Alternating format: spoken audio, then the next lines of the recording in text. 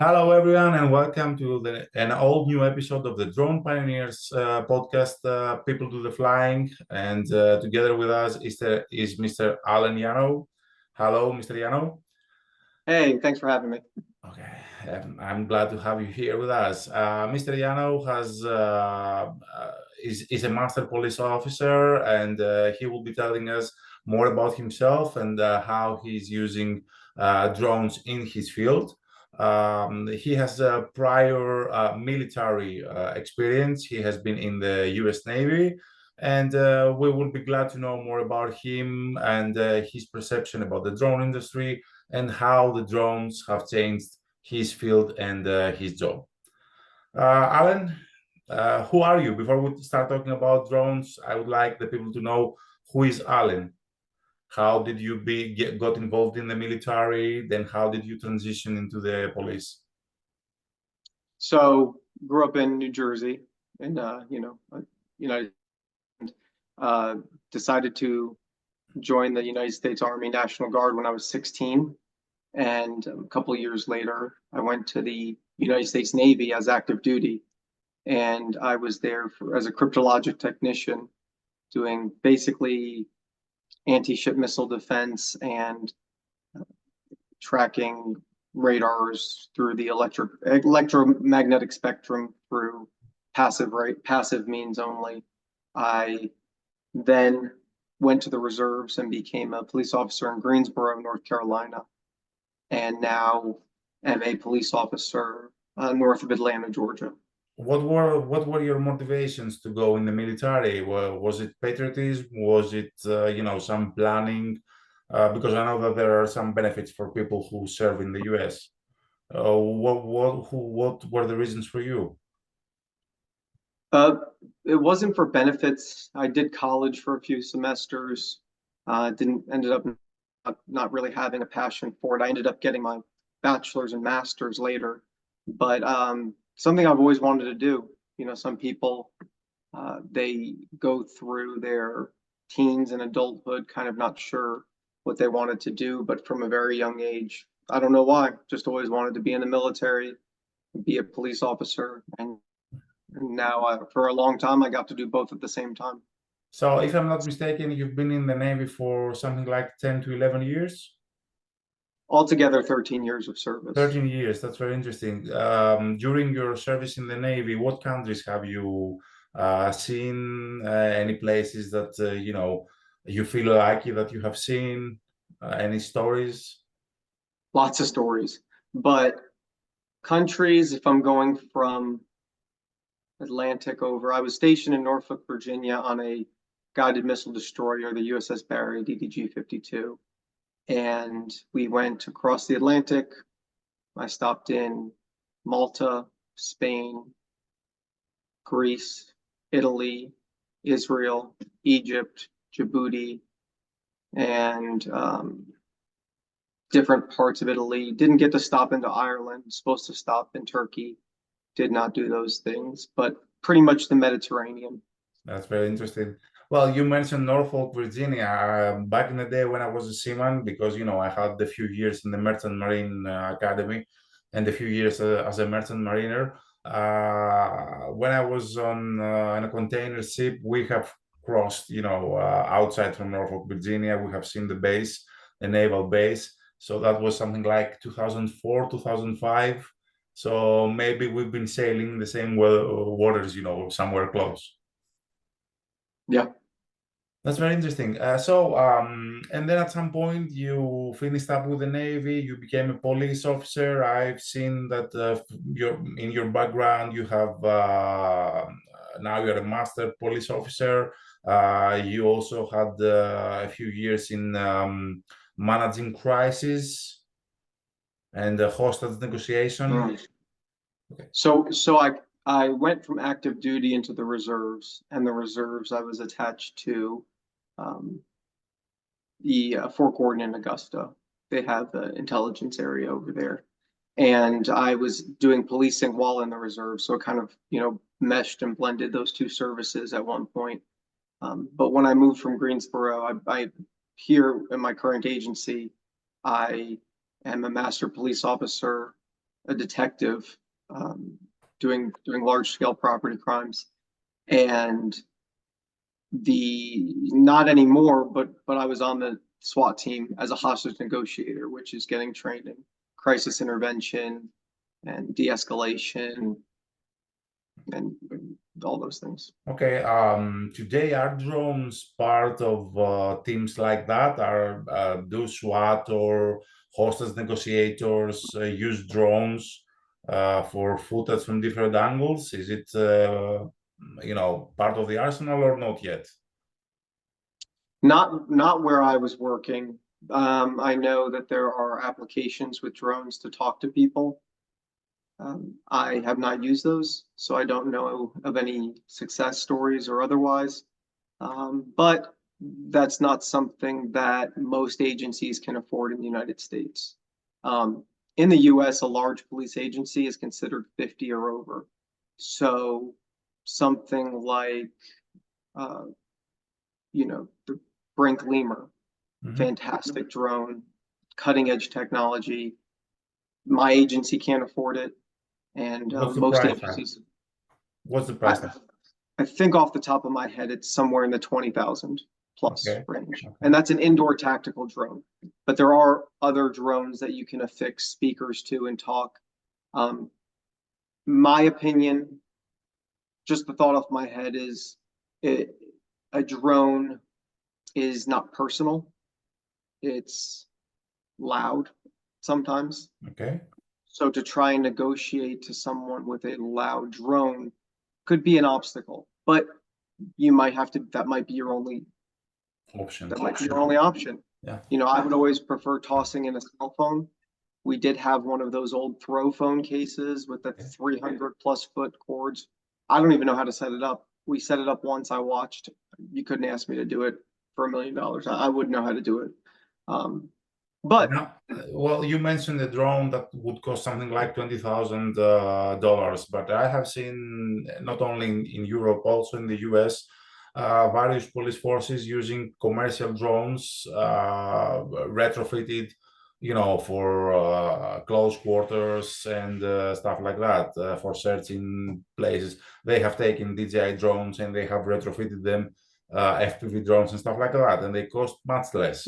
Now, there is all this issue with the DJI ban, but still, leaving politics aside, aren't there options, consumer-friendly, low-cost options that, you can use instead of a $20,000 drone?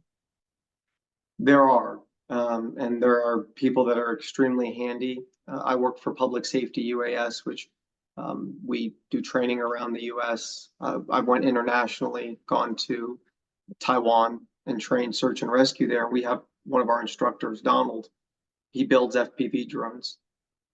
That being said, building drones, retrofitting them is great, but you better be sure it works and no one gets hurt or any problems happen, because I can only speak for the United States. I haven't really studied law outside, but liability law, civil law is very prevalent. Very strict.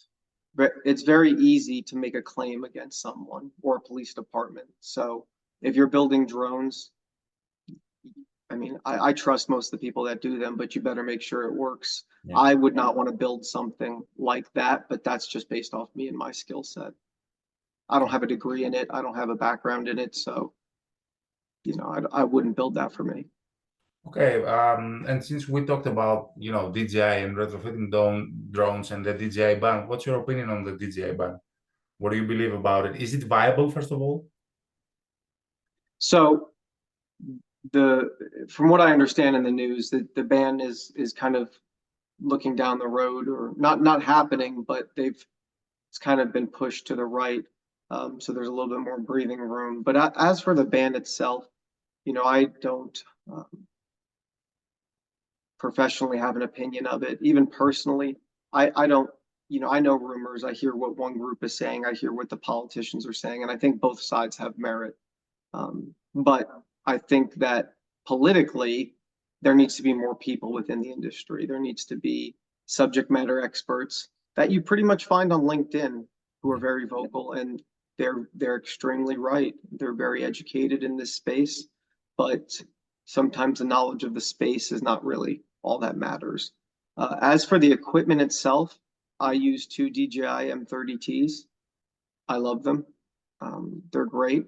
Wish they had a little bit more flight time, but I'm not concerned about anything that my drone is capturing on camera.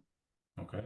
I'm not concerned if the footage or the flight data was to get into some sort of nefarious hands.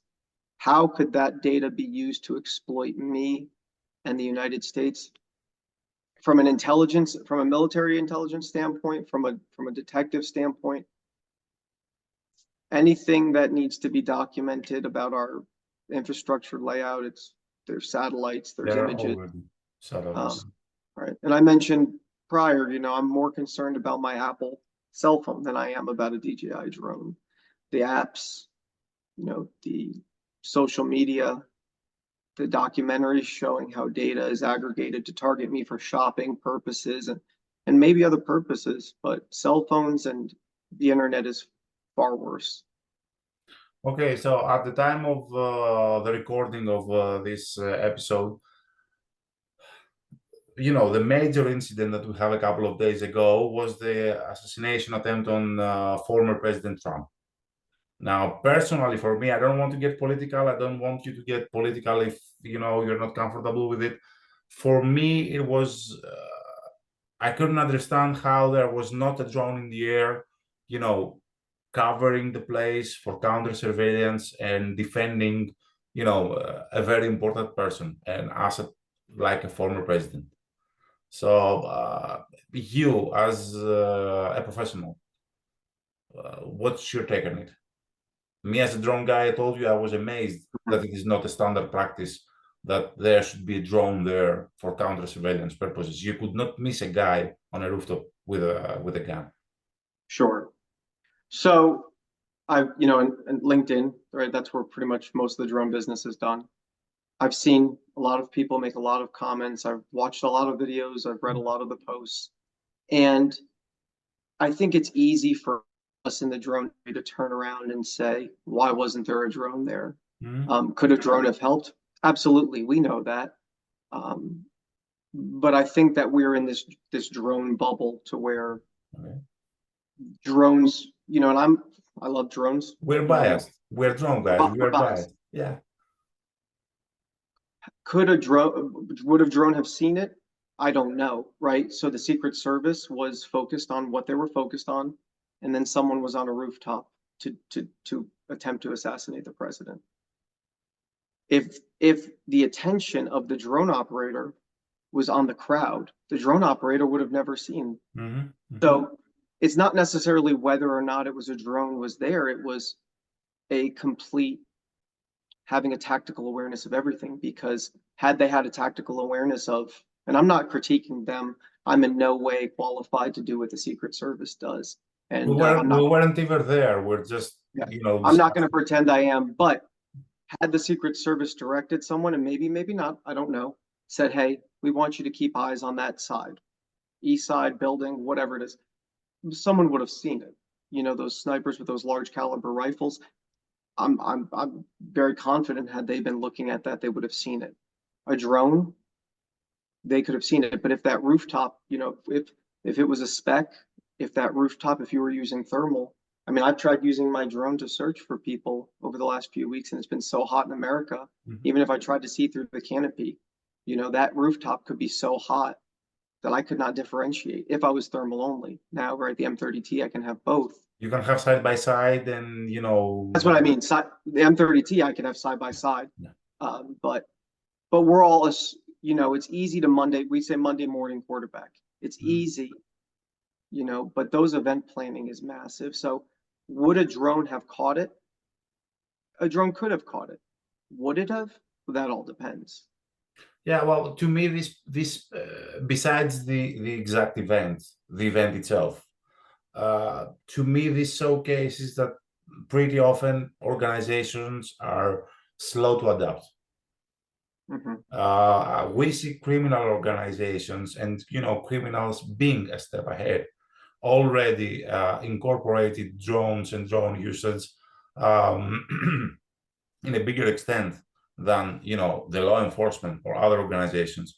So for me, it's not about whether these guys did their job right. I wasn't there. We're just Mhm. discussing, like everybody does. But for me, it's more a matter of organizations not adapting fast enough.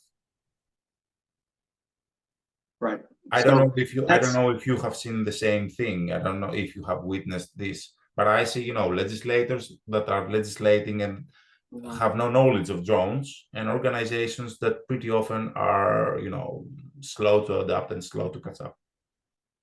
I think it happens in every industry. My industry, there are some who, many who don't understand drones. They don't understand what they do. Yeah. Luckily, I have videos that I can show them, and the people I work with who have been a little skeptical, I said, well, come to my desk and look at these videos of what other agencies are doing with drones. Because it's not just searching for people and rescuing people or flying a drone after someone who's running on the streets. Mhm. It's you could if there's a traffic complaint area and people are running stop signs, you could look at that. So there are people that are ignorant in the way that they just don't know anything about drones. They think privacy concerns, which are It's legitimate valid. concerns, which are It is legitimate valid. concerns, um, and that the liability of it. But in my experience, once you get their hands on a controller, once you show them the things it can do, once you show them real life applications, and that's where I have kind of met resistance in my experience is that once you have the success story, that's when the doors open up. Chula Vista is um, their video that Blake showed when they released Mhm. the new Brink responder, excuse me, right where the pistol being lighting a cigarette and someone calling in. That right there is a massive story in and of itself, and it's just showing. For people that haven't seen the video, would you like to say the story with? Sure, and I'll give the abridged version because I don't want to mess up any of the details, but essentially, from what I understand, there were bystanders that called the police and said there's a male walking with a gun in his hand. Um, that's a pretty big call, right? If someone's walking around with a gun, we don't know why. It could be anyone from someone who just wants to exercise their constitutional rights and make a point of it, or someone who might be neurologically impaired or on some sort of substance that's altering their state of mind. But instead of officers getting there right away, or whomever was supposed to get there first, a drone was able to get there first. And I think through a great distance, at least a couple hundred feet, the drone was able to see that he was lighting a cigarette with what looked like a black revolver. It was designed to look like a black pistol or a black revolver. So officers um, may not even need to respond to that. If that's the only claim, is there a man walking around with a gun and you can clearly see he's lighting a cigarette? Why objectively, why do police need to bother him if Yeah. there's no other facts or So circumstances? they Which avoided any chance of any, of any escalation, of any misunderstanding just by the usage of drone. Yeah, now I this don't know if is Chula Vista went out, and I don't know if they had any other reasons, but objectively, right, is the juice worth the squeeze? Do police need to go out if we already know there's no issue, right? And we don't need to bother the man. I mean, the claim that he was walking around with a gun was, um, you know, made a it was satisfied misunderstanding. by the drone to deconflict it. So it was a good story, fantastic story. Okay, so you've seen the job changing because of drones. You've seen that gradually the possibilities and the what you can do with a drone is changing the field. But have you also seen the other side of the fence? Have you also seen criminals and how they've been using drones as a detective? So yeah, one of the classes we teach at Public Safety UAS is threat of drones, Hmm. and specifically for corrections, there are drugs being smuggled in. not just a weekly occurrence, a multi-daily occurrence. There's drugs, weapons, cell phones being snuck into prisons through the use of drones and now drop systems. And it's becoming prevalent. I mean, aside from the jail system, we have sporting events internationally. I'm sure with FIFA, we've had incidents that are not being televised in the US of drones stopping sporting events. But more criminally, we know what's happening south of the border with the cartels in Mexico. We know of what's going on in, I should say, war, where people are using drones. Maybe not necessarily crimes, I'll leave it at that, but the dangerous use of drones. But criminal purposes, here in the US, there's it's really the biggest criminal act, I think, with drones right now is the misuse of drones in accordance with FAA standards. Okay. In your opinion, since you are an industry insider, what is a concept or what is an idea that you believe that people should be talking about, but nobody's talking about? Or what do you see that people are not paying attention regarding to drones?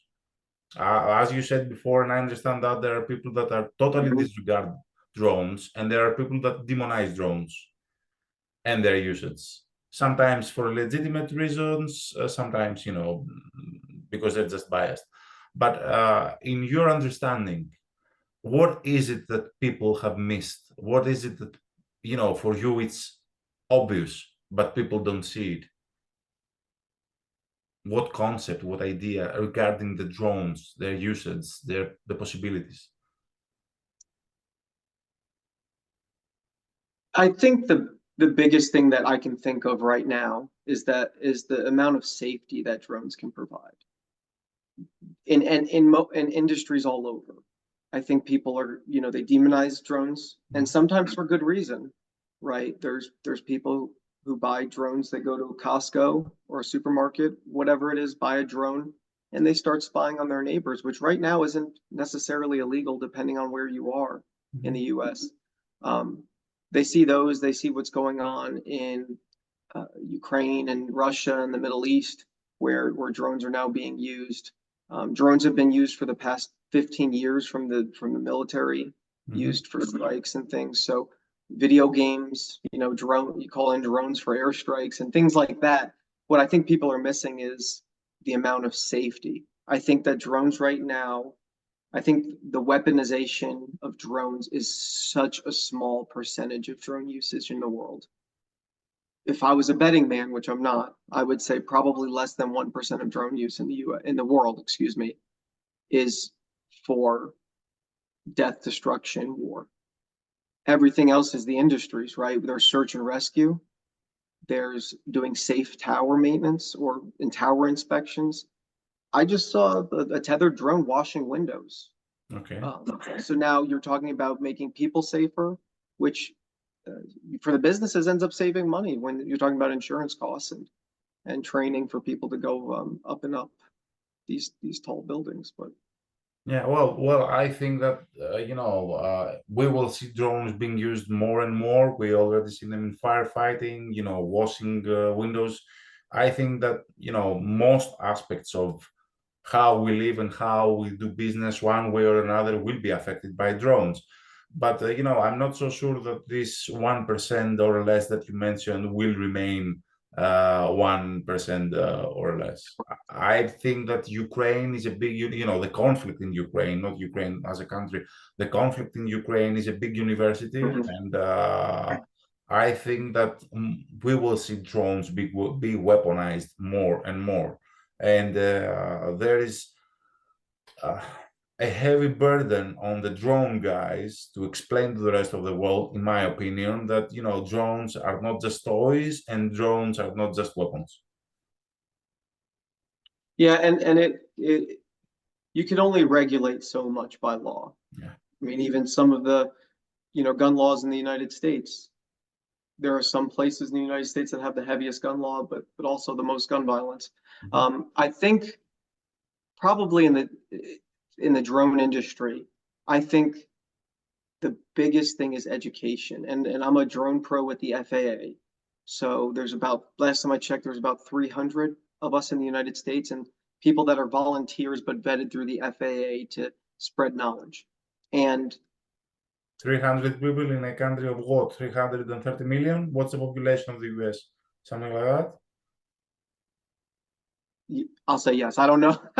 I don't know the last census on the US, but That's what it hundreds used of to millions. be. Yeah, that's what it used to be. Probably a couple 100 million. But if I'm gonna go, right, if I want to drive a car, it is known, it is well known by everyone in this country that you have to go, you have to take a test, then you have to have a driver's license, a driving exam after the test. For me, my neighbor came up to me and he was talking to me about drones, and he went to a big box store, Best Buy, Costco, bought himself a drone, and he's telling me all the things he's doing with it. And I'm like, well, everything you're doing, well, not everything, but a couple of the things you mentioned are illegal. And, there's a 400-foot rule, there's visual line of sight, and he doesn't even have a trust certificate. So we have the trust, and then we have the Part 107, and then potentially Part 108. But right now, it's basically trust certificate, Part 107. How is the motoring public, if I can go and buy a DJI drone, Autel, Amazon, I can spend 50, well, if it's over 150 grams, right? But I can buy a drone that's over that relatively cheap. And how am I supposed to know? There's no prompts that come on when I plug in a drone that tell me, hey, just so you know, you need to have a trust certificate. And a trust certificate takes 15 minutes. It's free. You take a little 5-slide PowerPoint online and you answer questions that if you get it wrong, it tells you the right answer. But people don't know. So there needs to be more regulation and education on that. Maybe you have to put in your trust certificate number into the drone, type it in for it to activate, Before and then do you believe that this or could your be, airman number with a Part 107, do you believe that this education, regulation and education, do you think that this could start from schools, schooling programs? Because, okay, it's the next generations that are actually going to live in a world full of drones. Now we're just getting started. Well, it's interesting because in the United States there was, I was born in '88, so I'm not that old, but growing up I had home economics, wood shop, all of these skilled classes, but the country had turned to everyone's got to get a degree, Now we're kind of turning backwards, like we need skilled laborers. I don't know if schools, and I say all that because I don't know if schools have the latitude right now with everything they're cramming in to teach these kids to get them, on the up, where eventually these wood shop and things are probably going to come back. I mean, everything eventually comes full circle, but it would be good to know that, or at least put in a pamphlet in each drone box when you sell it that says, well, just so you know, you need to, or if I turn on my DJI, it says, for the first time, it says, you need to have a trust certificate or license. That's well, not that hard. the funny thing is that, flying a drone is, it's a skill, and it's at the same time, close to manual skills, and it's also a technological skill at the same time. So that's very interesting. Many things that now it's manual labor, eventually we will be doing, like what you mentioned before, the cleaning windows. Nobody will need to clean windows. It will be done by a user in a drone, if not AI at some point in the future. What projects are you involved at the moment? Where, besides being a master police, what are you doing? You're providing training. Tell us more. So aside from, what pays the bills, puts the food on the table for my family, I've taken over the UAS program for my agency, and I'm in talks with the fire department to kind of join both financial responsibilities and personnel responsibilities, because drones don't need to be just used by police. One of the videos I show is a criminal who set fire to a building and he's on top of the building. Police, I could have one Mavic 3T, M30T, whatever it is, I can have that in the air and I can be sending links to the firefighting captains, the law enforcement on-scene commanders, and the video I show them, you can see the hot spots on the roof. So firemen can know where, I'm not a fireman, but I would expect where are the hot spots and things like that. So that's why I'm trying to blend that in with joint forces, so to speak, with them. Outside of that, it's really the training that we do for Public Safety UAS. We are trying to spread the training as far as we can go in the United States and outside the United States. We did have a really great time in Taiwan on it wasn't a government, it was a non-government organization, NGO, but we taught search and rescue to volunteers, and it was a lot of fun. But our bread and butter is drone training for law enforcement. We do a Part 107 / law enforcement blended class where we teach everything they need to pass their 107 exam, and also how can you start up a program and do all of the things like TFRs, qualified entity programs, for their drone. And we do indoor flight, threat of drones, mapping, search and rescue. We pride ourselves on the fact that we are all first responders in this company. We do not upsell our drones. What I mean by that is there's a lot of, I think, abuse from the industry on government organizations. And we don't believe in that, because governments, sure, there's money and it's not real money in people's pockets, but this is taxpayers' money, and most of the agencies, like I said, are smaller. A large agency in the US is 50 sworn officers. So New York City having 40,000 cops, that is the exception, right? They are one of the, I think someone at one point did the math, and it was the 6th largest army in the world was the New York City Police Department, but we also have, Atlanta, Charlotte, these major things. But most of these agencies, their budgets are tight and they're small agencies. So we work with agencies to accommodate them. And the goal is drones for good. And part of drones for good is making sure that we're good with our partners. We don't treat them as customers, right? If we're public servants, they're public servants. We're brothers and sisters. That's how we see it. And we just want to spread the ability for people to save lives and apprehend dangerous subjects. With that, we also, forgetting, we teach an ROV class. So underwater vehicles that search through dark water, clear water, for evidence or the unfortunate event if someone drowns. And where can one find you and the company? LinkedIn? Where else? It's on LinkedIn, Public Safety UAS, or you can go online at publicsafetyuas.net, or you can email me at Allen, that's ALLEN, at publicsafetyuas.net. Links will be provided in the description of the video, everything, so yeah, well, LinkedIn these days is the #1 place to be social media wise, for people in the drone industry and, outside that. Okay, that's very, very interesting. Yeah, since slowly our time is running out for tonight, any last words you would like to say to people? Any, thoughts? How do you see the industry a few years from now, or how do you see yourself a few years from now within the industry? So the industry, I'd leave it, everything, drones are going to change everything. I'm close with some of the leaders in Drone Express, right? There's being pizzas, cookies, packages being delivered by drones. It's not a matter of if now, it's a matter of when. My sincerest message to whomever's watching this is be safe. And if it's not safe, or if the juice isn't worth the squeeze, just don't do it. Just don't do it. And preventing injury to others, injury to yourself. And the FAA is very serious about this. So preventing any sort of infractions or penalties or violations. How long before, rules can be enforced adequately? because at the moment I think we're still in the first steps.